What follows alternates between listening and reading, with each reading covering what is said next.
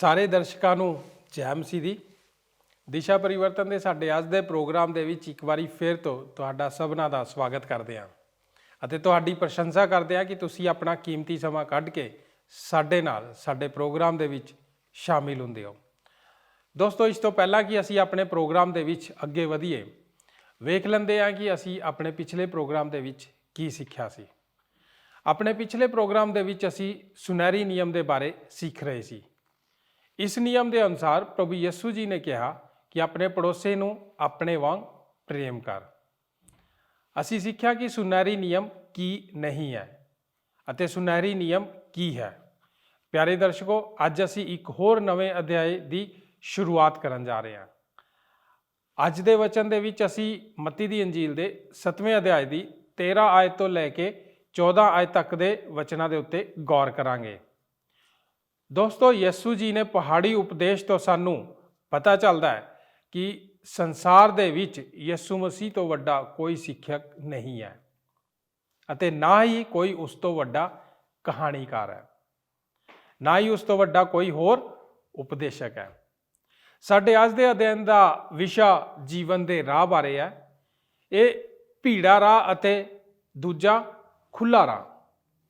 ਇਸ ਅਧਿਐਨ ਪ੍ਰੋਗਰਾਮ ਦੀ ਰੂਪਰੇਖਾ ਕੁਝ ਇਸ ਪ੍ਰਕਾਰ ਹੈ। ਜੀਵਨ ਦੇ ਦੋ ਰਾਹ। ਨੰਬਰ 1 ਦੋ ਦਰਵਾਜ਼ੇ, ਨੰਬਰ 2 ਦੋ ਰਾਹ, ਨੰਬਰ 3 ਦੋ ਭਵਿੱਖ ਅਤੇ ਨੰਬਰ 4 ਦੋ ਸਮੂਹ।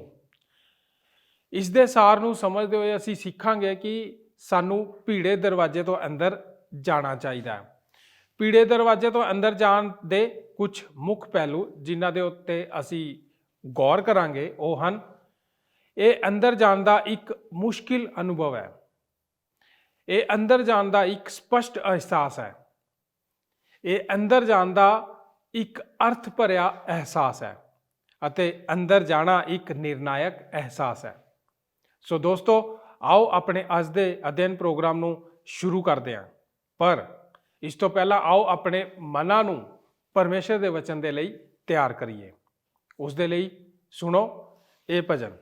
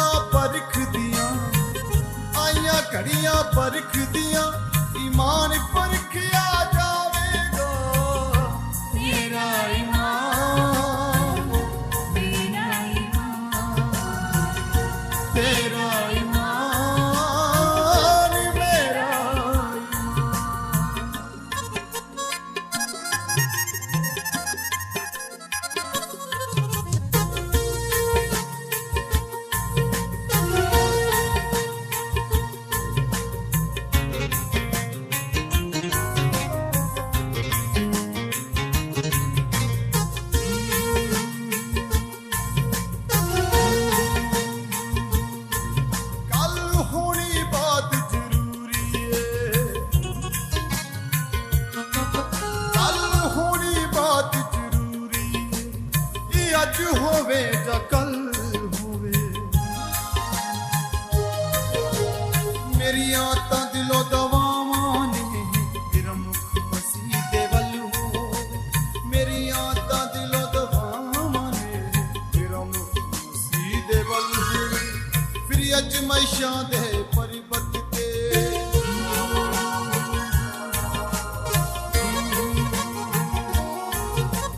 ਫਿਰ ਅਜ਼ਮਾਇਸ਼ਾਂ ਦੇ ਪਰਬਤ ਤੇ ਕੋਈ ਵਿਰਲਾ ਕਦਮ ਟਿਕਾਵੇਗਾ। ਉਹਨਾਂ ਦਾ ਖਿਆਲ ਹੈ ਕਿ ਹਰੇਕ ਜਿਸ ਵੀ ਰਾਹ ਤੇ ਹੈ ਉਹ ਹਰ ਰਾਹ ਪਰਮੇਸ਼ਰ ਕੋਲ ਜਾਂਦਾ ਹੈ ਅਤੇ ਹਰੇਕ ਵਿਅਕਤੀ ਸੰਤ ਹੈ। ਮੇਰੇ ਸ਼ਬਦ ਇਹ ਹੀ ਤਾਂ ਖੁੱਲੀ ਧਾਰਮਿਕਤਾ ਦਾ ਵਿਚਾਰਧਾਰਾ ਹੈ। ਇਹ ਹੀ ਵਿਚਾਰਧਾਰਾ ਉਹਨਾਂ ਪੁਰਾਣੀਆਂ ਚਰਚਾਂ ਵਿੱਚ ਸੁਣਾਈ ਜਾਂਦੀ ਹੈ। ਪਹਿਲਾਂ ਕਦੇ ਤੰਗ ਰਾਹ ਦਾ ਉਪਦੇਸ਼ ਦਿੰਦੇ ਸਨ, ਅੱਜ ਉਹ ਪਰਮੇਸ਼ਰ ਦੇ ਵਚਨ ਤੋਂ ਦੂਰ ਹੋ ਗਏ ਹਨ ਅਤੇ ਉਹ ਸੰਦੇਸ਼ ਦੇਣਾ ਪਸੰਦ ਕਰਦੇ ਹਨ ਜੋ ਹਰੇਕ ਨੂੰ ਪਸੰਦ ਆਵੇ, ਕਿਉਂਕਿ ਉਹ ਚੌੜੇ ਰਾਹ ਤੇ ਹਨ। ਮੈਂ ਇੱਕ ਕਹਾਣੀ ਨੂੰ ਪ੍ਰੇਮ ਕਰਦਾ ਹਾਂ ਜੋ ਦੋ ਭਰਾਵਾਂ ਦੇ ਬਾਰੇ ਹੈ ਅਤੇ ਦੋਵੇਂ ਭਰਾ ਬਹੁਤ ਹੀ ਅਮੀਰ ਹਨ। ਉਹਨਾਂ ਵਿੱਚੋਂ ਇੱਕ ਬਹੁਤ ਬਿਮਾਰ ਹੈ ਅਤੇ ਮਰਨ ਦੇ ਕਿਨਾਰੇ ਹੈ। ਉਹ ਆਪਣੀ ਪੂੰਜੀ ਨਾਲ ਚਰਚ ਦੀ ਬਿਲਡਿੰਗ ਬਣਾਉਣ ਲਈ ਖਰਚ ਕਰਨ ਦੀ ਕੋਸ਼ਿਸ਼ ਕਰ ਰਹੇ ਸਨ। ਉਹਨਾਂ ਵਿੱਚ ਇੱਕ ਭਰਾ ਜੋ ਸਰਬੱਤ ਸੀ ਪਾਸਟਰ ਕੋਲ ਆ ਕੇ ਆਖਦਾ ਹੈ, ਮੈਂ ਚਾਹੁੰਦਾ ਹਾਂ ਕਿ ਮੈਂ ਤੁਹਾਨੂੰ $2 ਕਰੋੜ ਬਿਲਡਿੰਗ ਬਣਾਉਣ ਲਈ ਦੇਵਾਂ। ਅਤੇ ਉਹ ਆਖਦਾ ਹੈ, ਮੈਂ ਬਸ ਇਹ ਚਾਹੁੰਦਾ ਹਾਂ ਕਿ ਤੁਸੀਂ ਮੇਰੇ ਭਰਾ ਨੂੰ ਜੋ ਬਹੁਤ ਹੀ ਜਲਦੀ ਮਰਨ ਵਾਲਾ ਹੈ ਕਲੀਸਿਆ ਦੇ ਸਾਹਮਣੇ ਆਖ ਦਿਓ ਕਿ ਉਹ ਸੰਤ ਸੀ। ਪਾਸਟਰ ਨੇ ਕੁਝ ਦੇਰ ਉਹਦੇ ਵੱਲ ਵੇਖ ਕੇ ਆਖਿਆ, ਠੀਕ ਹੈ। ਲਾਲਚ ਬਹੁਤ ਵੱਡਾ ਸੀ। ਉਸਨੇ 2 ਕਰੋੜ ਲੈ ਲਏ ਅਤੇ ਚਰਚ ਦੇ ਖਾਤੇ ਵਿੱਚ ਜਮ੍ਹਾਂ ਕਰ ਦਿੱਤੇ। ਮਰਨ ਦੇ ਬਾਅਦ ਜਦ ਉਸ ਦੇ ਸੰਸਕਾਰ ਦਾ ਸਮਾਂ ਆਇਆ ਤਾਂ ਤਬੂਤ ਵਿੱਚ ਉਸ ਆਦਮੀ ਨੂੰ ਲੇਟੇ ਹੋਏ ਵੇਖਿਆ ਅਤੇ ਪਾਸਟਰ ਨੇ ਆਖਿਆ, ਇਹ ਵਿਅਕਤੀ ਜੋ ਹੈ ਬਹੁਤ ਹੀ ਚਰਿੱਤਰਹੀਣ ਸੀ, ਪਰਮੇਸ਼ਰ ਤੋਂ ਦੂਰ ਸੀ, ਕਕੂਰ ਸੀ, ਆਪਣੀ ਪਤਨੀ ਦੇ ਪ੍ਰਤੀ ਬੇਵਫਾ ਸੀ, ਪਰ ਆਪਣੇ ਭਰਾ ਲਈ ਇਹ ਸੰਤ ਸੀ। ਤੁਸੀਂ ਵੇਖਿਆ ਕਿਸ ਤਰ੍ਹਾਂ ਅੱਜ ਕੀਤਾ ਜਾਂਦਾ ਹੈ, ਜਿਵੇਂ ਇੱਕ ਪੱਥਰ ਨਾਲ 2 ਪੰਛੀਆਂ ਦਾ ਨਿਸ਼ਾਨਾ। ਆਮੀਨ। ਆਦਮੀ ਨੇ ਆਪਣਾ ਪੈਸਾ ਜਮ੍ਹਾਂ ਕਰਾ ਦਿੱਤਾ ਸੀ। ਪਾਸਟਰ ਨੇ ਸੱਚ ਬੋਲਿਆ ਸੀ ਅਤੇ ਸਮਝੌਤਾ ਨਹੀਂ ਕੀਤਾ ਸੀ। ਪਰ ਤੁਸੀਂ ਜਾਣਦੇ ਹੋ, ਜਿਵੇਂ ਉਸ ਨੇ ਕੀਤਾ, ਚੌੜਾ ਰਾਹ ਤੇ ਇਸ ਤਰ੍ਹਾਂ ਹੀ ਕੀਤਾ ਜਾਂਦਾ ਹੈ। ਕਿ ਇਹ ਗੱਲ ਠੀਕ ਨਹੀਂ? ਹਰੇਕ ਵਿਅਕਤੀ ਇਸ ਤਰ੍ਹਾਂ ਹੀ ਕਰਦਾ ਹੈ। ਚੌੜਾ ਰਾਹ ਤੇ ਹਰੇਕ ਵਿਅਕਤੀ ਠੀਕ ਹੁੰਦਾ ਹੈ। ਪਰ ਯਿਸੂ ਆਖਦਾ ਹੈ, ਮੈਂ ਤੁਹਾਨੂੰ ਤੰਗ ਦਰਵਾਜ਼ੇ ਤੋਂ ਤੰਗ ਰਾਹ ਤੇ ਬੁਲਾ ਰਿਹਾ ਹਾਂ। ਆਓ ਮੈਂ ਤੁਹਾਨੂੰ ਇੱਕ ਵਿਅਕਤੀ ਦੇ ਬਾਰੇ ਦੱਸਾਂ ਜੋ ਤੰਗ ਰਾਹ ਤੇ ਹੈ। ਜੇ ਮੈਂ ਇਸ ਨੂੰ ਦੱਸ ਸਕਾਂ, ਉਹ ਆਪਣੀ ਪਤਨੀ ਨੂੰ ਪ੍ਰੇਮ ਕਰਦਾ ਹੈ ਅਤੇ ਉਸ ਉੱਤੇ ਵਿਸ਼ਵਾਸ ਕਰਦਾ ਹੈ। ਉਹ ਆਪਣੇ ਬੱਚਿਆਂ ਨਾਲ ਪ੍ਰੇਮ ਕਰਦਾ ਹੈ ਅਤੇ ਉਹਨਾਂ ਦੇ ਭਵਿੱਖ ਨੂੰ ਖਰਾਬ ਨਹੀਂ ਹੋਣ ਦਿੰਦਾ। ਉਹ ਹਰੇਕ ਸੰਡੇ ਚਰਚ ਜਾਂਦਾ ਹੈ, ਆਪਣੀ ਬਾਈਬਲ ਨੂੰ ਆਪਣੇ ਨਾਲ ਰੱਖਦਾ ਹੈ। ਉਹ ਦੂਸਰਿਆਂ ਲਈ ਭਲਾਈ ਕਰਨ ਲਈ ਕਿਸੇ ਵੀ ਰੂਪ ਵਿੱਚ ਸੇਵਕਾਈ ਦਾ ਕੰਮ ਕਰਦਾ ਹੈ। ਉਹ ਆਪਣੇ ਕੰਮ ਵਿੱਚ ਸਖਤ ਮਿਹਨਤ ਕਰਦਾ ਹੈ ਅਤੇ ਆਪਣੇ ਸਾਥੀਆਂ ਦਾ ਆਦਰ ਅਤੇ ਸਨਮਾਨ ਕਰਦਾ ਹੈ। ਉਸ ਦੇ ਸਾਥੀ ਸੋਚਦੇ ਹਨ ਕਿ ਉਸ ਦਾ ਜੀਵਨ ਨਿਰਾਸ਼ ਅਤੇ ਬੰਸੀ ਵਿੱਚ ਹੈ, ਜਦ ਕਿ ਉਹ ਆਪਣੇ ਆਪ ਵਿੱਚ ਭਰਪੂਰ ਖੁਸ਼ੀ ਮਹਿਸੂਸ ਕਰਦਾ ਹੈ ਅਤੇ ਚੌੜੇ ਰਾਹ ਤੇ ਚੱਲਣ ਦੀ ਕੋਸ਼ਿਸ਼ ਨਹੀਂ ਕਰਦਾ। ਉਹ ਵਿਅਕਤੀ ਤੰਗ ਰਾਹ ਤੇ ਹੈ ਅਤੇ ਮੈਂ ਤੁਹਾਨੂੰ ਦੱਸ ਰਿਹਾ ਹਾਂ ਕਿ ਯਿਸੂ ਨੇ ਸੁਣਨ ਵਾਲਿਆਂ ਨੂੰ ਕੀ ਆਖਿਆ ਸੀ। 2 ਦਰਵਾਜ਼ੇ ਹਨ ਅਤੇ 2 ਰਾਹ ਹਨ, ਤੰਗ ਰਾਹ ਅਤੇ ਚੌੜਾ ਰਾਹ। ਨੰਬਰ 3, 2 ਭਵਿੱਖ। ਪਰ ਹੁਣ 2 ਤਰ੍ਹਾਂ ਦੇ ਭਵਿੱਖ ਹਨ, ਕੀ ਨਹੀਂ ਹਨ? ਆਪਣੀ ਬਾਈਬਲ ਵਿੱਚ ਵੇਖੋ ਅਤੇ ਧਿਆਨ ਦਿਓ ਕਿ ਉਹ ਕੀ ਆਖਦੀ ਹੈ। ਖੁੱਲਾ ਹੈ ਉਹ ਰਾਹ ਜਿਹੜਾ ਨਾਸ਼ ਨੂੰ ਜਾਂਦਾ ਹੈ ਅਤੇ ਸੌੜਾ ਹੈ ਉਹ ਰਾਹ ਜਿਹੜਾ ਜੀਵਨ ਨੂੰ ਜਾਂਦਾ ਹੈ। ਮੈਂ ਤੁਹਾਨੂੰ ਇੱਕ ਪ੍ਰਸ਼ਨ ਪੁੱਛਣਾ ਚਾਹੁੰਦਾ ਹਾਂ ਕਿ ਤੁਸੀਂ ਕੀ ਕਰੋ ਕਿ ਤੁਹਾਨੂੰ ਪਤਾ ਲੱਗ ਜਾਵੇ ਕਿ ਤੁਸੀਂ ਕਿੱਧਰ ਜਾ ਰਹੇ ਹੋ। ਤੁਹਾਨੂੰ ਪਤਾ ਲੱਗ ਸਕੇ ਕਿ ਇਹ ਰਾਹ ਕਿੱਧਰ ਜਾ ਰਿਹਾ ਹੈ। ਕੀ ਇਹ ਅੱਛੀ ਗੱਲ ਨਹੀਂ? ਖਾਸ ਕਰਕੇ ਜੇ ਤੁਸੀਂ ਉਸ ਰਾਹ ਤੇ ਤੇਜ਼ੀ ਨਾਲ ਚੱਲਣਾ ਚਾਹੋ। ਮੇਰੇ ਕਹਿਣ ਦਾ ਅਰਥ ਹੈ, ਮੈਂ ਜਾਣਦਾ ਹਾਂ ਕਿ ਤੁਸੀਂ ਬੜੀ ਤੇਜ਼ੀ ਨਾਲ ਉਸ ਰਾਹ ਤੇ ਜਾ ਰਹੇ ਹੋ ਅਤੇ ਤੁਹਾਡੇ ਕੋਲ ਸਮੇਂ ਨਹੀਂ ਕਿ ਤੁਸੀਂ ਜਾਣ ਸਕੋ ਕਿ ਇਹ ਕਿੱਧਰ ਜਾ ਰਿਹਾ ਹੈ। ਅਤੇ ਯਿਸੂ ਤੁਹਾਨੂੰ ਆਖ ਰਿਹਾ ਹੈ ਕਿ ਇਸ ਰਾਹ ਤੇ ਅੰਤ ਵਿੱਚ ਕੀ ਹੈ। ਉਹ ਦੱਸਦਾ ਹੈ ਕਿ ਚੌੜਾ ਰਾਹ ਤੁਹਾਨੂੰ ਨਾਸ਼ ਵੱਲ ਲਿਜਾ ਰਿਹਾ ਹੈ। ਦੂਸਰੇ ਵਰਲਡ ਵਾਰ ਦੇ ਦੌਰਾਨ ਇੱਕ ਹਵਾਈ ਜਹਾਜ਼ ਵਿੱਚ ਕੁਝ ਲੋਕ ਬੰਬ ਸੁੱਟ ਕੇ ਵਾਪਸ ਜਾ ਰਹੇ ਸੀ, ਜੋ ਕਿ ਬਹੁਤ ਹੀ ਸੁਲਝੇ ਹੋਏ ਹਵਾਈ ਵਿਅਕਤੀ ਸਨ। ਸਫਲਤਾਪੂਰਵਕ ਆਪਣੇ ਮਿਸ਼ਨ ਨੂੰ ਅੰਜਾਮ ਦੇ ਕੇ ਵਾਪਸੀ ਘਰ ਲਈ ਹਵਾਈ ਸਫ਼ਰ ਕਰ ਰਹੇ ਸਨ। ਪਾਇਲਟ ਦੇ ਸਾਹਮਣੇ ਜੋ ਵੀ ਇੰਸਟਰੂਮੈਂਟ ਅਤੇ ਰਡਾਰ ਵਰਗੇ ਜੋ ਹੁੰਦੇ ਹਨ, ਉਹਨਾਂ ਤੇ ਭਰੋਸਾ ਕਰਕੇ ਹੀ ਆਪਣੀ ਮੰਜ਼ਿਲ ਤੱਕ ਪਹੁੰਚਣਾ ਹੁੰਦਾ ਹੈ। ਉਹਨਾਂ ਨੇ ਇਸ ਤੋਂ ਪਹਿਲਾਂ ਹੀ ਸੈਂਕੜੋਂ ਵਾਰ ਹਵਾਈ ਉਡਾਨ ਕੀਤੀ ਹੋਈ ਸੀ ਅਤੇ ਉਹ ਜਾਣਦੇ ਸਨ ਕਿ ਵਾਪਸ ਘਰ ਪਹੁੰਚਣ ਲਈ ਕਿੰਨਾ ਸਮੇਂ ਲੱਗੇਗਾ। ਪਰ ਇਹ ਹਵਾਈ ਸਫ਼ਰ ਕੁਝ ਅਲੱਗ ਸੀ। ਹਵਾ ਦਾ ਰੁੱਖ ਹਵਾਈ ਜਹਾਜ਼ ਦੀ ਗਤੀ ਨੂੰ ਪੂਰੀ ਸ਼ਕਤੀ ਨਾਲ ਉਹ ਰੋਕ ਰਿਹਾ ਸੀ, ਜਿਸ ਤਰ੍ਹਾਂ ਕਿ ਆਮ ਨਹੀਂ ਹੁੰਦਾ, ਅਤੇ ਮੀਟਰ ਉਹਨਾਂ ਨੂੰ ਦੱਸ ਰਹੇ ਸਨ ਕਿ ਉਤਰਨ ਦਾ ਸਮਾਂ ਆ ਗਿਆ ਹੈ। ਪਰ ਉਹਨਾਂ ਨੇ ਆਪਣੀ ਘੜੀ ਵੱਲ ਵੇਖਿਆ ਅਤੇ ਅਹਿਸਾਸ ਕੀਤਾ ਕਿ ਉਤਰਨ ਦਾ ਸਮਾਂ ਅਜੇ ਨਹੀਂ ਆਇਆ, ਅਤੇ ਉਹਨਾਂ ਨੇ ਸੋਚਿਆ ਕਿ ਇਹਨਾਂ ਮੀਟਰਾਂ ਉੱਤੇ ਵਿਸ਼ਵਾਸ ਨਹੀਂ ਕਰਨਾ ਚਾਹੀਦਾ, ਅਤੇ ਆਪਣੇ ਆਪ ਵਿੱਚ ਪੂਰੀ ਤਰ੍ਹਾਂ ਵਿਸ਼ਵਾਸ ਕੀਤਾ ਕਿ ਉਹਨਾਂ ਦੇ ਘਰ ਵਾਪਸ ਜਾਣ ਵਿੱਚ ਕਈ ਮੀਲ ਸਫ਼ਰ ਬਾਕੀ ਹੈ, ਅਤੇ ਉਹ ਉਡਾਨ ਭਰਦੇ ਚਲੇ ਗਏ। ਤੇਲ ਦੀ ਸਪਲਾਈ ਉਹਨਾਂ ਨੂੰ ਧੋਖਾ ਦੇ ਗਈ ਅਤੇ ਉਹ ਜਹਾਜ਼ ਦੇ ਡਿੱਗਣ ਕਰਕੇ ਨਾਸ਼ ਹੋ ਗਏ। ਇਹ ਸਭ ਇਸ ਲਈ ਹੋਇਆ ਕਿ ਉਹਨਾਂ ਨੇ ਆਪਣੇ ਆਪ ਤੇ ਭਰੋਸਾ ਕੀਤਾ, ਨਾ ਕਿ ਉਹਨਾਂ ਮੀਟਰਾਂ ਤੇ ਜੋ ਦੱਸ ਰਹੇ ਸਨ ਕਿ ਉਤਰਨ ਦਾ ਸਮਾਂ ਆ ਗਿਆ ਹੈ। ਇਹ ਤਾਂ ਅੱਜ ਦੇ ਯੁੱਗ ਦੀ ਇੱਕ ਕਹਾਣੀ ਹੈ, ਜਿਸ ਨੂੰ ਅਸੀਂ ਕਹਾਵਤਾਂ ਦੇ 14 ਅਧਿਆਇ ਦੀ 12ਵੀਂ ਐਤ ਤੋਂ ਸਮਝ ਸਕਦੇ ਹਾਂ। ਅਜਿਹਾ ਰਾਹ ਵੀ ਹੈ ਜੋ ਮਨੁੱਖ ਨੂੰ ਸਿੱਧਾ ਜਾਪਦਾ ਹੈ, ਪਰ ਉਹਦੇ ਅੰਤ ਵਿੱਚ ਮੌਤ ਦੇ ਰਾਹ ਹਨ। ਕੀ ਤੁਸੀਂ ਇਸ ਨੂੰ ਸੁਣਿਆ? ਅਜਿਹਾ ਰਾਹ ਵੀ ਹੈ ਜੋ ਮਨੁੱਖ ਨੂੰ ਸਿੱਧਾ ਜਾਪਦਾ ਹੈ, ਪਰ ਉਹਦੇ ਅੰਤ ਵਿੱਚ ਮੌਤ ਦੇ ਰਾਹ ਹਨ। ਇਸ ਰਾਹ ਉੱਤੇ ਤੁਸੀਂ ਇੱਕ ਦੂਜੇ ਵੱਲ ਵੇਖਦੇ ਹੋ ਅਤੇ ਮਹਿਸੂਸ ਕਰਦੇ ਹੋ ਕਿ ਇਹ ਸਮੇਂ ਬਹੁਤ ਅੱਛਾ ਹੈ, ਅਤੇ ਸੋਚ ਲੈਂਦੇ ਹੋ ਕਿ ਤੁਸੀਂ ਠੀਕ ਰਾਹ ਤੇ ਹੋ। ਤੁਸੀਂ ਸਹੀ ਦਿਸ਼ਾ ਵੱਲ ਚੱਲ ਰਹੇ ਹੋ। ਪਰ ਪਰਮੇਸ਼ਰ ਦੇ ਬਚਨਾਂ ਨੂੰ ਸੁਣੋ। ਇਹੋ ਜਿਹਾ ਰਾਹ ਜੋ ਠੀਕ ਜਾਪਦਾ ਹੈ, ਇਹ ਠੀਕ ਜਾਪਦਾ ਹੈ, ਮੇਰੇ ਕਹਿਣ ਦਾ ਅਰਥ ਹੈ ਬਹੁਤ ਸਾਰੇ ਲੋਕ ਇਸ ਰਾਹ ਤੇ ਹਨ ਕਿ ਬਹੁਮਤ ਹਮੇਸ਼ਾ ਠੀਕ ਨਹੀਂ ਹੁੰਦਾ। ਇੱਕ ਰਾਹ ਜੋ ਠੀਕ ਜਾਪਦਾ ਹੈ, ਪਰ ਅੰਤ ਵਿੱਚ ਇਹ ਮੌਤ ਦਾ ਰਾਹ ਬਣ ਜਾਂਦਾ ਹੈ। ਚੌੜਾ ਰਾਹ ਨਾਸ਼ ਵੱਲ ਲੈ ਜਾਂਦਾ ਹੈ। ਮੈਂ ਇੱਕ ਸ਼ਬਦ ਤੰਗ ਰਾਹ ਦੇ ਬਾਰੇ ਕਹਿਣਾ ਚਾਹੁੰਦਾ ਹਾਂ। ਯਸੂ ਆਖਦਾ ਹੈ, ਤੰਗ ਰਾਹ ਜਿਉਣ ਵੱਲ ਲੈ ਜਾਂਦਾ ਹੈ। ਮੈਂ ਪਹਿਲਾ ਯਹੂਨਾ 5:12 ਦੇ ਸ਼ਬਦਾਂ ਨੂੰ ਬਹੁਤ ਪ੍ਰੇਮ ਕਰਦਾ ਹਾਂ। ਜਿਹਦੇ ਕੋਲ ਪੁੱਤਰ ਹੈ, ਉਹਦੇ ਕੋਲ ਜੀਵਨ ਹੈ। ਜਿਹਦੇ ਕੋਲ ਪਰਮੇਸ਼ਰ ਦਾ ਪੁੱਤਰ ਨਹੀਂ, ਉਸਦੇ ਕੋਲ ਜੀਵਨ ਨਹੀਂ। ਯਿਸੂ ਨੇ ਇਸ ਗੱਲ ਨੂੰ ਸਪਸ਼ਟ ਕਰ ਦਿੱਤਾ ਹੈ ਅਤੇ ਦੋਹਾਂ ਦੇ ਵਿੱਚ ਕੋਈ ਜਗ੍ਹਾ ਨਹੀਂ ਛੱਡੀ। ਜਿੱਥੇ ਘਾਹ ਉਗ ਸਕੇ, ਜਾਂ ਤੁਹਾਡੇ ਕੋਲ ਪਰਮੇਸ਼ਰ ਦਾ ਪੁੱਤਰ ਹੈ, ਤੁਹਾਡੇ ਕੋਲ ਜੀਵਨ ਹੈ। ਜੇ ਤੁਹਾਡੇ ਕੋਲ ਪਰਮੇਸ਼ਰ ਦਾ ਪੁੱਤਰ ਨਹੀਂ, ਤਾਂ ਜੀਵਨ ਵੀ ਨਹੀਂ। ਯਿਸੂ ਯਹੂਨਾ 10 ਵਿੱਚ ਆਖਦਾ ਹੈ, ਮੈਂ ਇਸ ਲਈ ਆਇਆ ਹਾਂ ਕਿ ਤੁਸੀਂ ਜੀਵਨ ਪਾਓ ਅਤੇ ਉਹ ਇਸ ਨੂੰ ਪਾ ਸਕਣ। ਕਿਸ ਤਰ੍ਹਾਂ? ਬਹੁਤਾਤ ਨਾਲ। ਕਹਾਵਤਾਂ 4:18 ਇਸ ਗੱਲ ਨੂੰ ਸਿਲਸਿਲੇਵਾਰ ਕਰਮ ਵਿੱਚ ਇਸ ਤਰ੍ਹਾਂ ਬਿਆਨ ਕਰਦੀ ਹੈ, ਪਰ ਧਰਮੀ ਦਾ ਰਾਹ ਫਜਰ ਦੇ ਚਾਨਣ ਵਰਗਾ ਹੈ, ਜਿਸ ਦਾ ਚਾਨਣ ਪੂਰੇ ਦਿਨ ਤਾਈਂ ਵੱਧਦਾ ਹੀ ਜਾਂਦਾ ਹੈ।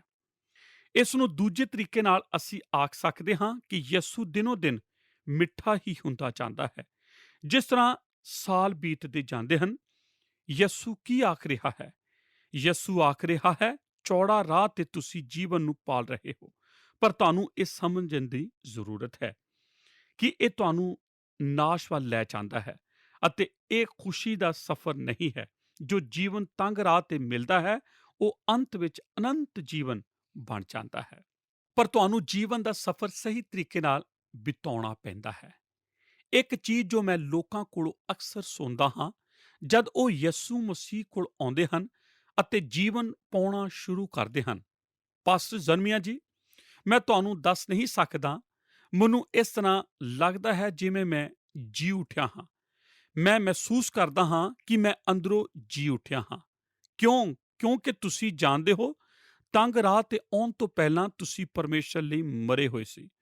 ਉਹ ਦੋਸ਼ ਜੋ ਤੁਹਾਡੇ ਉੱਤੇ ਲੱਗਾ ਹੋਇਆ ਸੀ, ਅਚਾਨਕ ਹਟਾ ਦਿੱਤਾ ਗਿਆ ਹੈ, ਕਿਉਂਕਿ ਇਸ ਲਈ ਤੁਸੀਂ ਪਰਮੇਸ਼ਰ ਦੇ ਅੱਗੇ ਪਛਤਾਪ ਕਰ ਲਿਆ ਹੈ, ਅਤੇ ਇਹ ਹੁਣ ਇੱਕ ਬੀਤੀ ਗੱਲ ਹੈ। ਤੁਸੀਂ ਆਪਣਾ ਜੀਵਨ ਸ਼ਾਂਤੀ ਅਤੇ ਆਨੰਦ ਨਾਲ ਬਿਤਾਉਣਾ ਸ਼ੁਰੂ ਕਰਦੇ ਹੋ, ਅਤੇ ਇਸ ਬਾਰੇ ਬਾਈਬਲ ਇਸ ਤਰ੍ਹਾਂ ਆਖਦੀ ਹੈ। ਬਾਈਬਲ ਆਖਦੀ ਹੈ, ਤੁਹਾਨੂੰ ਇਸ ਰਾਹ ਤੇ ਸ਼ਾਂਤੀ ਮਿਲੀ ਹੈ। ਤੁਹਾਡੇ ਮਨ ਵਿੱਚ ਸ਼ਾਂਤੀ ਹੈ, ਕਿਉਂਕਿ ਪਰਮੇਸ਼ਰ ਤੁਹਾਡੇ ਲਈ ਇਸ ਤਰ੍ਹਾਂ ਹੀ ਕਰਦਾ ਹੈ ਜਦ ਤੁਸੀਂ ਤੰਗ ਰਾਹ ਤੇ ਆ ਜਾਂਦੇ ਹੋ। ਅਤੇ ਆਨੰਦ ਕਿਸ ਤਰ੍ਹਾਂ ਦਾ ਆਨੰਦ ਹੈ? ਯਿਸੂ ਦਾ ਆਨੰਦ, ਯਿਸੂ ਤੁਹਾਨੂੰ ਆਨੰਦ ਦੇਣ ਲਈ ਆ ਗਿਆ ਹੈ। ਉਸ ਨੇ ਆਖਿਆ ਹੈ, ਮੈਂ ਤੁਹਾਨੂੰ ਆਪਣਾ ਆਨੰਦ ਦੇਵਾਂਗਾ। ਮੈਂ ਤੁਹਾਨੂੰ ਦੱਸਣਾ ਚਾਹੁੰਦਾ ਹਾਂ ਕਿ ਜੀਵਨ ਕਿੱਥੇ ਹੈ। ਰਾਹ ਦੇ ਅੰਤ ਵਿੱਚ ਨਹੀਂ ਹੈ। ਬਾਈਬਲ ਕੀ ਇਸ ਤਰ੍ਹਾਂ ਨਹੀਂ ਆਖਦੀ?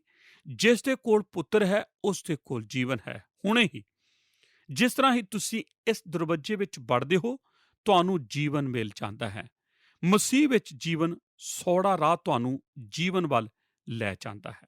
ਭਾਗ ਸੱਸਾ 2 ਸਮੂਹ। ਮੈਂ ਤੁਹਾਨੂੰ ਇਹ ਵੀ ਯਾਦ ਕਰਾਉਣਾ ਚਾਹੁੰਦਾ ਹਾਂ ਕਿ ਇਸ ਸੰਦੇਸ਼ ਵਿੱਚ 2 ਸਮੂਹ ਵੀ ਹਨ। ਉਂਝ ਤਾਂ ਬਹੁਤ ਹਨ ਅਤੇ ਕੁਝ ਹੋਰ ਵੀ ਹਨ। ਕਿ ਤੁਸੀਂ ਇਸ ਵੱਲ ਧਿਆਨ ਦਿੱਤਾ ਹੈ? ਇਹ ਸਾਰੇ ਹੀ ਮਿਲ ਕੇ ਇਕੱਠੇ ਚੱਲਦੇ ਹਨ। ਤੁਸੀਂ ਇਹਨਾਂ ਦੀ ਇੱਕ ਸੂਚੀ ਬਣਾ ਸਕਦੇ ਹੋ ਅਤੇ ਜਾਣ ਸਕਦੇ ਹੋ ਕਿ ਇਹ ਸਭ ਕਿੱਧਰ ਜਾ ਰਹੇ ਹਨ। ਖੁੱਲੇ ਦਰਵਾਜ਼ੇ ਤੋਂ ਵੜ ਕੇ ਖੁੱਲੀ ਰਾਹ ਤੇ ਚੱਲ ਕੇ ਨਾਸ਼ ਹੋਣ ਜਾ ਰਹੇ ਹਨ। ਕੁਝ ਕਿੱਧਰੇ ਜਾ ਰਹੇ ਹਨ? ਤੰਗ ਦਰਵਾਜ਼ੇ ਤੋਂ ਤੰਗ ਰਾਹ ਤੇ ਜਿਉਣ ਲਈ ਜਾ ਰਹੇ ਹਨ। ਅਸੀਂ ਸੋਚ ਸਕਦੇ ਹਾਂ, ਜੇ ਹਰੇਕ ਕੋਈ ਇਸ ਤਰ੍ਹਾਂ ਕਰਦਾ ਹੈ ਤਾਂ ਕਿੰਨਾ ਅੱਛਾ ਹੁੰਦਾ। ਕੁਝ ਲੋਕਾਂ ਨੇ ਹੀ ਇਹ ਤੰਗ ਰਾਹ ਫੜਿਆ ਹੈ। ਇਸ ਦਾ ਮਤਲਬ ਇਹ ਨਹੀਂ ਕਿ ਪਰਮੇਸ਼ਰ ਨੇ ਇਸ ਰਾਹ ਤੇ ਉਹਨਾਂ ਨੂੰ ਆਉਣ ਲਈ ਰੋਕਿਆ ਹੈ। ਬਾਈਬਲ ਦੱਸਦੀ ਹੈ ਕਿ ਉਹ ਤਾਂ ਨਹੀਂ ਚਾਹੁੰਦਾ ਕਿ ਇੱਕ ਵੀ ਨਾਸ਼ ਹੋਵੇ। ਬਾਈਬਲ ਦੱਸਦੀ ਹੈ, ਜੋ ਆਉਣਾ ਚਾਹੇ ਉਹ ਆਵੇ। ਅਸੀਂ ਆਖ ਸਕਦੇ ਹਾਂ ਕਿ ਯਿਸੂ ਆਪਣੀਆਂ ਦੋਵਾਂ ਬਾਹਾਂ ਨੂੰ ਖੋਲ ਕੇ ਖੜਾ ਹੈ ਅਤੇ ਆਖ ਰਿਹਾ ਹੈ, ਤੁਸੀਂ ਸਾਰੇ ਆਓ ਜੋ ਆਉਣਾ ਚਾਹੇ। ਪਰ ਅਸੀਂ ਨਹੀਂ ਜਾਣਾ ਚਾਹੁੰਦੇ, ਕਿਉਂਕਿ ਅਸੀਂ ਸੋਚਦੇ ਹਾਂ ਅਤੇ ਅੱਛੀ ਤਰ੍ਹਾਂ ਜਾਣਦੇ ਹਾਂ ਕਿ ਸਾਡਾ ਝੁਕਾਓ ਕਿਹੜੀਆਂ ਚੀਜ਼ਾਂ ਵੱਲ ਹੈ। ਅਸੀਂ ਉਸ ਤਰ੍ਹਾਂ ਹੀ ਹਵਾਈ ਸਫ਼ਰ ਵਿੱਚ ਮੀਟਰ ਅਤੇ ਰਡਾਰ ਵੱਲ ਨਹੀਂ ਵੇਖਣਾ ਚਾਹੁੰਦੇ। ਅਸੀਂ ਆਪਣੀ ਸੋਚ ਅਤੇ ਸਮਝ ਨੂੰ ਹੀ ਅੱਗੇ ਰੱਖਣਾ ਚਾਹੁੰਦੇ ਹਾਂ ਅਤੇ ਮੌਤ ਵੱਲ ਚਲੇ ਜਾਂਦੇ ਹਾਂ। ਸਾਰ ਅਤੇ ਅੱਜ ਤੁਹਾਡੇ ਵਿੱਚ ਕੁਝ ਲੋਕ ਕਿੱਥੇ ਹਨ? ਤੁਸੀਂ ਚੌੜੇ ਰਾਹ ਤੇ ਹੋ ਸਕਦੇ ਹੋ। ਤੁਸੀਂ ਉੱਥੇ ਖੁਸ਼ੀ ਲੈ ਰਹੇ ਹੋ ਸਕਦੇ ਹੋ, ਪਰ ਦਿਲ ਦੇ ਅੰਦਰ ਜ਼ਰੂਰ ਸੋਚ ਰਹੇ ਹੋਵੋਗੇ ਕਿ ਕੁਝ ਗਲਤ ਹੈ। ਅਤੇ ਮੈਂ ਤੁਹਾਨੂੰ ਕਹਿਣਾ ਚਾਹੁੰਦਾ ਹਾਂ ਕਿ ਤੁਸੀਂ ਅੱਜ ਹੀ ਆਪਣਾ ਰਸਤਾ ਬਦਲ ਲਵੋ। ਮੈਂ ਤੁਹਾਨੂੰ ਕਹਿਣਾ ਚਾਹੁੰਦਾ ਹਾਂ ਕਿ ਜੋ ਯਿਸੂ ਕਹਿੰਦਾ ਹੈ ਉਸ ਤਰ੍ਹਾਂ ਕਰੋ। ਚੌੜੇ ਦਰਵਾਜ਼ੇ ਵਿੱਚੋਂ ਵੜੋ। ਮੈਂ ਤੁਹਾਨੂੰ ਦੱਸਣਾ ਚਾਹੁੰਦਾ ਹਾਂ ਕਿ ਇਸ ਦਾ ਅਰਥ ਹੈ, ਜਦ ਤੁਸੀਂ ਇਸ ਤਰ੍ਹਾਂ ਕਰਦੇ ਹੋ, ਜਦ ਤੁਸੀਂ ਪਰਮੇਸ਼ਰ ਦੇ ਰਾਜ ਵਿੱਚ ਅੰਦਰ ਆ ਜਾਂਦੇ ਹੋ, ਤੁਹਾਡੇ ਨਾਲ 4 ਚੀਜ਼ਾਂ ਹੁੰਦੀਆਂ ਹਨ। ਭਾਗ ਊੜਾ, ਅੰਦਰ ਜਾਣਾ ਇੱਕ ਮੁਸ਼ਕਿਲ ਅਨੁਭਵ ਹੈ। ਨੰਬਰ 1, ਅੰਦਰ ਜਾਣਾ ਮੁਸ਼ਕਿਲ ਹੈ। ਯਿਸੂ ਨੇ ਇਹ ਸ਼ਬਦ ਆਪਣੇ ਸੰਦੇਸ਼ ਵਿੱਚ ਇਸਤੇਮਾਲ ਕੀਤਾ ਹੈ। ਉਸਨੇ ਆਖਿਆ ਹੈ, ਸੌੜੇ ਗੇਟ ਵਿੱਚੋਂ ਲੰਘਣਾ ਔਖਾ ਹੈ। ਇਸ ਲਈ ਔਖਾ ਹੈ ਕਿ ਤੁਹਾਨੂੰ ਕੁਝ ਕਰਨਾ ਪੈਂਦਾ ਹੈ। ਇਸ ਜਗ੍ਹਾ ਤੇ ਪਹੁੰਚਣ ਲਈ ਆਪਣੇ ਆਪ ਨੂੰ ਨੀਵਾਂ ਕਰਨਾ ਪੈਂਦਾ ਹੈ ਅਤੇ ਆਖਣਾ ਪੈਂਦਾ ਹੈ, ਮੈਂ ਪਾਪ ਕੀਤੇ ਹਨ। ਮੈਂ ਪਰਮੇਸ਼ਰ ਦੀ ਪਵਿੱਤਰਤਾਈ ਦਾ ਉਲੰਘਣਾ ਕੀਤਾ ਹੈ। ਮੈਂ ਉਸ ਦੇ ਸਾਹਮਣੇ ਖੜੇ ਹੋਣ ਦੇ ਲਾਇਕ ਨਹੀਂ ਹਾਂ। ਮੈਂ ਉਸ ਦੇ ਅੱਗੇ ਆਪਣੇ ਆਪ ਨੂੰ ਨੀਵਾਂ ਕਰਦਾ ਹਾਂ ਅਤੇ ਮੈਂ ਤੰਗ ਦਰਵਾਜ਼ੇ ਵਿੱਚੋਂ ਹੋ ਕੇ ਲੰਘਾਂਗਾ। ਇਹ ਬਹੁਤ ਹੀ ਮੁਸ਼ਕਿਲ ਕੰਮ ਹੈ। ਪਰਮੇਸ਼ਰ ਇਸ ਨੂੰ ਆਸਾਨ ਕਰ ਚੁੱਕਾ ਹੈ। ਉਸ ਨੇ ਇਸ ਦੀ ਕੀਮਤ ਚੁਕਾ ਦਿੱਤੀ ਹੈ। ਪਰ ਉਹ ਆਖਦਾ ਹੈ, ਤੁਸੀਂ ਉਸ ਦੇ ਸਾਹਮਣੇ ਨਰਮ ਹੋ ਜਾਓ ਅਤੇ ਇਸ ਲਈ ਥੋੜੇ ਹੀ ਇਸ ਤਰ੍ਹਾਂ ਕਰ ਪਾਉਂਦੇ ਹਨ। ਜੇ ਤੁਸੀਂ ਆਪਣੇ ਆਪ ਨੂੰ ਨੀਵਾਂ ਨਹੀਂ ਕਰ ਸਕਦੇ ਤਾਂ ਤੁਸੀਂ ਕਦੇ ਵੀ ਤੰਗ ਦਰਵਾਜ਼ੇ ਤੋਂ ਨਹੀਂ ਲੰਘ ਸਕਦੇ। ਭਾਗ ਐੜਾ, ਅੰਦਰ ਜਾਣ ਦਾ ਇੱਕ ਸਪਸ਼ਟ ਅਹਿਸਾਸ ਹੈ। ਨੰਬਰ 2, ਅੰਦਰ ਜਾਣ ਦਾ ਇੱਕ ਸਪਸ਼ਟ ਅਹਿਸਾਸ ਹੈ। ਜਰਾ ਧਿਆਨ ਦਿਓ, ਤੰਗ ਦਰਵਾਜ਼ੇ ਅਤੇ ਤੰਗ ਰਾਹ ਤੇ ਅਸੀਂ ਹੌਲੀ-ਹੌਲੀ ਨਹੀਂ ਜਾ ਸਕਦੇ। ਇਹ ਤਾਂ ਇੱਕ ਪੱਕਾ ਇਰਾਦਾ ਹੈ ਅਤੇ ਇੱਕ ਵਿਸ਼ੇਸ਼ ਕਦਮ ਹੈ। ਇਹ ਇੱਕ ਕਿਰਿਆ ਨਹੀਂ ਹੈ। ਇਹ ਤਾਂ ਇੱਕ ਨਾਜ਼ੁਕ ਸਮੇਂ ਹੈ। ਅਸੀਂ ਸੋਚਣਾ ਹੈ ਕਿ ਅੰਦਰ ਜਾਈਏ ਜਾਂ ਨਾ ਜਾਈਏ। ਇਹ ਤਾਂ ਇੱਕਦਮ ਫੈਸਲਾ ਲੈ ਕੇ ਕਹਿਣਾ ਹੈ, ਮੈਂ ਜਾਵਾਂਗਾ। ਮੈਂ ਤੰਗ ਦਰਵਾਜ਼ੇ ਵਿੱਚੋਂ ਲੰਘਾਂਗਾ ਅਤੇ ਤੰਗ ਰਾਹ ਤੇ ਚੱਲਾਂਗਾ ਜੋ ਮੈਨੂੰ ਜਿਉਣ ਵੱਲ ਲੈ ਜਾਵੇਗਾ। ਤੁਸੀਂ ਮੈਨੂੰ ਇਸ ਦੇ ਬਾਰੇ ਕੋਈ ਬੇਕਾਰ ਦੀ ਗੱਲ ਨਾ ਆਖੋ। ਜਿਸ ਤਰ੍ਹਾਂ ਮੈਂ ਜਰਾ ਸੋਚ ਰਿਹਾ ਹਾਂ, ਹੁਣ ਤੁਹਾਨੂੰ ਜ਼ਿਆਦਾ ਸੋਚਣ ਦੀ ਲੋੜ ਨਹੀਂ। ਯਿਸੂ ਨੇ ਇੱਕ ਵੱਡਾ ਚਿੰਨ੍ਹ ਵਿਖਾ ਕੇ ਆਖਿਆ ਹੈ, ਇਹ ਤਾਂ ਇਹ ਹੈ। ਅਤੇ ਤੁਹਾਡੇ ਵਿੱਚੋਂ ਜੋ ਇਸ ਤਰ੍ਹਾਂ ਆਖਦੇ ਹਨ, ਠੀਕ ਹੈ ਪ੍ਰਭੂ, ਮੈਂ ਤੰਗ ਦਰਵਾਜ਼ੇ ਵਿੱਚੋਂ ਲੰਘਾਂਗਾ। ਮੈਂ ਹੁਣੇ ਹੀ ਇਹ ਕਰਾਂਗਾ। ਮੈਂ ਅੱਜ ਹੀ ਇਹ ਕਰਾਂਗਾ। ਮੈਂ ਕਿਸੇ ਹੋਰ ਸਮੇਂ ਇਹ ਨਹੀਂ ਕਰਾਂਗਾ। ਇਹ ਤਾਂ ਪੂਰੀ ਤਰ੍ਹਾਂ ਪੱਕਾ ਹੈ। ਭਾਗ ਈੜੀ, ਅੰਦਰ ਜਾਣਾ ਇੱਕ ਅਰਥ ਭਰਿਆ ਅਹਿਸਾਸ ਹੈ। ਹੁਣ ਮੈਂ ਤੁਹਾਡੇ ਨਾਲ ਇੱਕ ਤੀਸਰੀ ਚੀਜ਼ ਨੂੰ ਵੰਡਣਾ ਚਾਹੁੰਦਾ ਹਾਂ ਜੋ ਅੰਦਰ ਜਾਣ ਦੇ ਅਰਥ ਨੂੰ ਸਮਝਾਉਂਦੀ ਹੈ। ਜਦ ਤੱਕ ਤੁਸੀਂ ਸੌੜੇ ਰਾਹ ਦੇ ਅੰਦਰ ਨਹੀਂ ਵੜਦੇ ਤਦ ਤੱਕ ਤੁਸੀਂ ਉਹਨਾਂ ਲੋਕਾਂ ਦੇ ਆਨੰਦ ਦਾ ਅਹਿਸਾਸ ਨਹੀਂ ਕਰ ਸਕਦੇ ਜੋ ਤੰਗ ਰਾਹ ਤੇ ਚੱਲ ਰਹੇ ਹਨ। ਕੀ ਕਦੀ ਤੁਸੀਂ ਇਸ ਵੱਲ ਧਿਆਨ ਦਿੱਤਾ ਹੈ? ਪਰ ਜਦ ਅਸੀਂ ਇਸ ਦਰਵਾਜ਼ੇ ਵਿੱਚ ਵੜ ਜਾਂਦੇ ਹਾਂ ਅਤੇ ਰਾਹ ਤੇ ਚੱਲ ਪੈਂਦੇ ਹਾਂ ਤਾਂ ਅਹਿਸਾਸ ਕਰ ਲੈਂਦੇ ਹਾਂ ਕਿ ਇਹ ਹੀ ਅਸਲੀ ਜੀਵਨ ਹੈ। ਪਹਿਲੀ ਵਾਰ ਅਸੀਂ ਇਹ ਅਹਿਸਾਸ ਕਰਦੇ ਹਾਂ ਕਿ ਅਸੀਂ ਜੀ ਉੱਠੇ ਹਾਂ। ਪਹਿਲੀ ਵਾਰ ਸਾਨੂੰ ਅਸਲੀ ਸ਼ਾਂਤੀ ਦਾ ਅਹਿਸਾਸ ਹੁੰਦਾ ਹੈ। ਪਹਿਲੀ ਵਾਰ ਅਸੀਂ ਆਪਣੇ ਭਵਿੱਖ ਦੀ ਚਿੰਤਾ ਲਈ ਪਰੇਸ਼ਾਨ ਨਹੀਂ ਹੁੰਦੇ। ਪਹਿਲੀ ਵਾਰ ਅਸੀਂ ਜਾਣ ਲੈਂਦੇ ਹਾਂ ਕਿ ਸਾਡੇ ਅਤੇ ਸਾਡੀ ਰਚਨਾ ਕਰਨ ਵਾਲੇ ਵਿਚਕਾਰ ਸਭ ਕੁਝ ਠੀਕ ਠਾਕ ਹੈ। ਅਸੀਂ ਸਮਝ ਜਾਂਦੇ ਹਾਂ ਕਿ ਬਿਨਾਂ ਤੰਗ ਦਰਵਾਜ਼ੇ ਦੇ ਅੰਦਰ ਆਏ ਇਹ ਗੱਲਾਂ ਸਮਝ ਨਹੀਂ ਸਕਦੀਆਂ। ਪਰ ਜਦ ਅਸੀਂ ਇਸ ਦਰਵਾਜ਼ੇ ਤੋਂ ਲੰਘ ਕੇ ਚੱਲਣਾ ਸ਼ੁਰੂ ਕਰਦੇ ਹਾਂ ਅਤੇ ਆਪਣੇ ਪਹਿਲੇ ਕਦਮ ਇਸ ਰਾਹ ਤੇ ਰੱਖਦੇ ਹਾਂ ਤਾਂ ਸਮਝ ਜਾਂਦੇ ਹਾਂ ਇਹ ਹੀ ਸਭ ਕੁਝ ਹੈ ਜਿਸ ਦੇ ਬਾਰੇ ਉਹ ਗੱਲ ਕਰਦਾ ਸੀ। ਆਮੀਨ ਆਮੀਨ। ਭਾਗ ਸੱਸਾ। ਅੰਦਰ ਜਾਣਾ ਇੱਕ ਨਿਰਣਾਇਕ ਅਹਿਸਾਸ ਹੈ ਅਤੇ ਅੰਤ ਵਿੱਚ ਜਦ ਤੁਸੀਂ ਅੰਦਰ ਆ ਜਾਂਦੇ ਹੋ ਤਾਂ ਤੁਹਾਨੂੰ ਆਪਣੇ ਫੈਸਲੇ ਦਾ ਅਹਿਸਾਸ ਹੋ ਜਾਂਦਾ ਹੈ। ਮੇਰੇ ਕਹਿਣ ਦਾ ਅਰਥ ਹੈ ਬਿਨਾਂ ਤੰਗ ਦਰਵਾਜ਼ੇ ਤੋਂ ਅੰਦਰ ਆਏ ਮਸੀਹ ਜੀਵਨ ਬਤੀਤ ਨਹੀਂ ਕਰ ਸਕਦੇ। ਬਿਨਾਂ ਇਸ ਦਰਵਾਜ਼ੇ ਦੇ ਤੁਹਾਨੂੰ ਜੀਵਨ ਨਹੀਂ ਮਿਲ ਸਕਦਾ। ਬਿਨਾਂ ਦੂਜੇ ਲੋਕਾਂ ਦੇ ਨਾਲ ਮਿਲ ਕੇ ਤੁਸੀਂ ਇਸ ਸਫ਼ਰ ਵਿੱਚ ਨਹੀਂ ਚੱਲ ਸਕਦੇ। ਕਹਿਣ ਦਾ ਅਰਥ ਹੈ ਤੁਸੀਂ ਹੁਣ ਸਮਝ ਚੁੱਕੇ ਹੋ ਕਿ ਇੱਕ ਵੱਡੀ ਭੀੜ ਗਲਤ ਹੈ। ਇਸ ਲਈ ਮੈਂ ਅੱਜ ਤੁਹਾਨੂੰ ਪੁੱਛ ਰਿਹਾ ਹਾਂ ਕਿ ਤੁਸੀਂ ਫੈਸਲਾ ਕਰੋਗੇ। ਮੈਂ ਤੁਹਾਨੂੰ ਉਸ ਤਰ੍ਹਾਂ ਹੀ ਸੱਦਾ ਦੇ ਰਿਹਾ ਹਾਂ ਜਿਸ ਤਰ੍ਹਾਂ ਯਿਸੂ ਨੇ ਉਸ ਵਕਤ ਸੁਣਨ ਵਾਲਿਆਂ ਨੂੰ ਦਿੱਤਾ ਸੀ। ਉਸ ਨੇ ਆਖਿਆ ਸੀ, ਇਸ ਦੇ ਅੰਦਰ ਵੜੋ, ਅੰਦਰ ਆ ਜਾਓ, ਤੰਗ ਦਰਵਾਜ਼ੇ ਵਿੱਚ ਵੜ ਜਾਓ। ਮੂਸਾ ਨੇ ਆਪਣੇ ਸਮੇਂ ਦੇ ਲੋਕਾਂ ਨੂੰ ਆਖਿਆ ਸੀ ਜੋ ਪਰਮੇਸ਼ਰ ਵੱਲੋਂ ਬੋਲ ਰਿਹਾ ਸੀ। ਉਸ ਨੇ ਆਖਿਆ ਸੀ, ਵੇਖੋ ਅੱਜ ਤੁਹਾਡੇ ਅੱਗੇ ਜੀਵਨ ਅਤੇ ਮੌਤ ਨੂੰ ਰੱਖਦਾ ਹਾਂ, ਬਰਕਤ ਅਤੇ ਸ਼ਰਾਪ ਨੂੰ।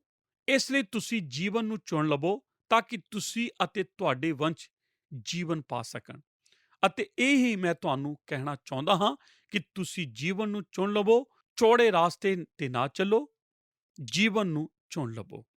ਯੋਸ਼ੀਆ ਨੇ ਵੀ ਆਪਣੇ ਸਮੇਂ ਦੇ ਲੋਕਾਂ ਨੂੰ ਆਖਿਆ ਸੀ, ਅੱਜ ਤੁਸੀਂ ਆਪਣੇ ਲਈ ਚੁਣ ਲਵੋ ਕਿ ਤੁਸੀਂ ਕਿਸ ਦੀ ਸੇਵਾ ਕਰਨਾ ਚਾਹੁੰਦੇ ਹੋ। ਜ਼ਰਮੀਆ ਨੇ ਯਹੋਵਾ ਵੱਲੋਂ ਲਿਖਿਆ ਸੀ, ਪ੍ਰਭੂ ਇਸ ਤਰ੍ਹਾਂ ਆਖਦਾ ਹੈ, ਮੈਂ ਤੁਹਾਡੇ ਸਾਹਮਣੇ ਜੀਵਨ ਦਾ ਰਾਹ ਅਤੇ ਮੌਤ ਦਾ ਰਾਹ ਰੱਖ ਦਿੱਤਾ ਹੈ। ਇਹ ਸਭ ਕੁਝ ਤਾਂ ਯਿਸੂ ਆਖ ਰਿਹਾ ਹੈ। ਇੱਕ ਵੱਡੀ ਭੀੜ ਨਾਸ਼ ਵੱਲ ਜਾ ਰਹੀ ਹੈ। ਇਹ ਤੰਗ ਰਾਹ ਜੋ ਹਾਈਵੇ ਹੈ, ਜੀਵਨ ਵੱਲ ਜਾ ਰਿਹਾ ਹੈ। ਮੈਂ ਤੁਹਾਨੂੰ ਅੱਜ ਪੁੱਛਣਾ ਚਾਹੁੰਦਾ ਹਾਂ ਕਿ ਤੁਸੀਂ ਹੁਣ ਤੱਕ ਚੌੜੇ ਰਾਹ ਤੇ ਸਭ ਕੁਝ ਵਿਗਾੜ ਨਹੀਂ ਚੁੱਕੇ ਹੋ? ਕਿ ਤੁਹਾਡੇ ਲਈ ਹੁਣੇ ਸਮਾਂ ਨਹੀਂ ਕਿ ਤੁਸੀਂ ਚੌੜੇ ਰਾਹ ਨੂੰ ਛੱਡ ਕੇ ਤੰਗ ਰਾਹ ਤੇ ਆ ਜਾਓ? ਪਿਆਰੇ ਦਰਸ਼ਕੋ, ਅਸੀਂ ਤੁਹਾਡਾ ਸਾਰਿਆਂ ਦਾ ਦਿਲ ਤੋਂ ਧੰਨਵਾਦ ਕਰਦੇ ਹਾਂ ਕਿ ਤੁਸੀਂ ਸਾਡੇ ਨਾਲ ਸਾਡੇ ਅੱਜ ਦੇ ਪ੍ਰੋਗਰਾਮ ਦੇ ਵਿੱਚ ਅਖੀਰ ਤੱਕ ਬਣੇ ਰਹੇ। ਸਾਡੇ ਅੱਜ ਦੇ ਬਾਈਬਲ ਅਧਿਐਨ ਦੇ ਵਿੱਚ ਅਸੀਂ ਬਾਈਬਲ ਬਾਣੀ ਦੇ ਵਿੱਚੋਂ ਮੱਤੀ ਦੀ ਅੰਜੀਲ ਦੇ 7 ਅਧਿਆਏ ਦੀ 13 ਅਤੇ 14 ਆਇਤ ਤੱਕ ਦੇ ਵਚਨਾਂ ਉੱਤੇ ਗੌਰ ਕਰ ਰਹੇ ਸੀ। ਇਹਨਾਂ ਵਚਨਾਂ ਦੇ ਰਾਹੀਂ ਅਸੀਂ ਜੀਵਨ ਦੇ ਰਾਹ ਬਾਰੇ ਸਿੱਖ ਰਹੇ ਸੀ। ਅਸੀਂ ਭੀੜੇ ਰਾਹ ਅਤੇ ਚੌੜੇ ਰਾਹ ਦੇ ਬਾਰੇ ਚਰਚਾ ਕਰ ਰਹੇ ਸੀ। ਅਸੀਂ ਜਾਣਿਆ ਕਿ ਪ੍ਰਭੂ ਯਿਸੂ ਜੀ ਇੱਕ ਮਹਾਨ ਸਿੱਖਿਅਕ, ਕਹਾਣੀਕਾਰ ਅਤੇ ਉਪਦੇਸ਼ਕ ਹਨ। ਜਿਨ੍ਹਾਂ ਤੋਂ ਵੱਡਾ ਕੋਈ ਹੋਰ ਸਿੱਖਿਅਕ ਜਾਂ ਕਹਾਣੀਕਾਰ ਜਾਂ ਉਪਦੇਸ਼ਕ ਇਸ ਧਰਤੀ ਦੇ ਉੱਤੇ ਪੈਦਾ ਨਹੀਂ ਹੋਇਆ। ਉਹ ਕੁਝ ਅਜਿਹਾ ਕਰਦੇ ਹਨ ਜੋ ਅੱਜ ਦੇ ਫੈਸ਼ਨ ਦੇ ਵਿੱਚ ਨਹੀਂ ਹੈ। ਉਹ ਸੱਦਾ ਦਿੰਦੇ ਹਨ ਅਤੇ ਸਾਨੂੰ ਇੱਕ ਫੈਸਲਾ ਕਰਨ ਦੇ ਲਈ ਕਹਿੰਦੇ ਹਨ। ਇਹ ਪ੍ਰਭੂ ਯਿਸੂ ਮਸੀਹ ਦੀਆਂ ਸਿੱਖਿਆਵਾਂ ਅਤੇ ਉਪਦੇਸ਼ਾਂ ਦੀ ਇੱਕ ਮਹਾਨ ਗੱਲ ਹੈ ਕਿ ਇਹ ਇੱਕ ਫੈਸਲਾ ਹੈ ਜਿਸ ਨੂੰ ਸਾਨੂੰ ਲੈਣਾ ਚਾਹੀਦਾ ਹੈ। ਇਹ ਇੱਕ ਆਵਾਜ਼ ਹੈ ਜਿਸ ਨੂੰ ਸਾਨੂੰ ਚੁਣਨਾ ਚਾਹੀਦਾ ਹੈ। ਇਹ ਇੱਕ ਨਵੀਂ ਦਿਸ਼ਾ ਹੈ ਜਿਸ ਵੱਲ ਸਾਨੂੰ ਚੱਲਣਾ ਚਾਹੀਦਾ ਹੈ। ਇਸ ਲਈ ਪ੍ਰਭੂ ਸਾਨੂੰ ਕੁਝ ਖਾਸ ਗੱਲਾਂ ਦੱਸਦੇ ਹਨ ਜੋ ਸਾਨੂੰ ਉਸਦੇ ਉਦੇਸ਼ ਦੇ ਵਿੱਚ ਮਿਲਦੀਆਂ ਹਨ। ਅਸੀਂ 2 ਦਰਖਤਾਂ ਦੇ ਬਾਰੇ ਜਾਣਿਆ ਅਤੇ 2 ਮਨੁੱਖਾਂ ਦੇ ਬਾਰੇ ਜਾਣਿਆ ਜਿਨ੍ਹਾਂ ਨੇ ਆਪਣੇ ਘਰ ਰੇਤ ਅਤੇ ਚੱਟਾਨ ਤੇ ਬਣਾਏ ਸੀ। ਇਹਨਾਂ ਕਹਾਣੀਆਂ ਤੋਂ ਪ੍ਰਭੂ ਯਿਸੂ ਜੀ ਸਾਨੂੰ ਸਮਝਾਉਂਦੇ ਹਨ ਕਿ ਇਹਨਾਂ ਦੇ ਵਿਚਕਾਰ ਕੋਈ ਹੋਰ ਚੀਜ਼ ਨਹੀਂ ਹੈ। ਇਸੇ ਤਰ੍ਹਾਂ ਲੋਕਾਂ ਨੂੰ ਜਾਂ ਤਾਂ ਇੱਕ ਪਾਸੇ ਰਹਿਣਾ ਚਾਹੀਦਾ ਜਾਂ ਦੂਜੇ ਪਾਸੇ। ਉਹਨਾਂ ਨੂੰ ਆਪਣੇ ਫੈਸਲਿਆਂ ਦੇ ਵਿੱਚ ਸਪਸ਼ਟਤਾ ਲਿਆਉਣੀ ਪਏਗੀ।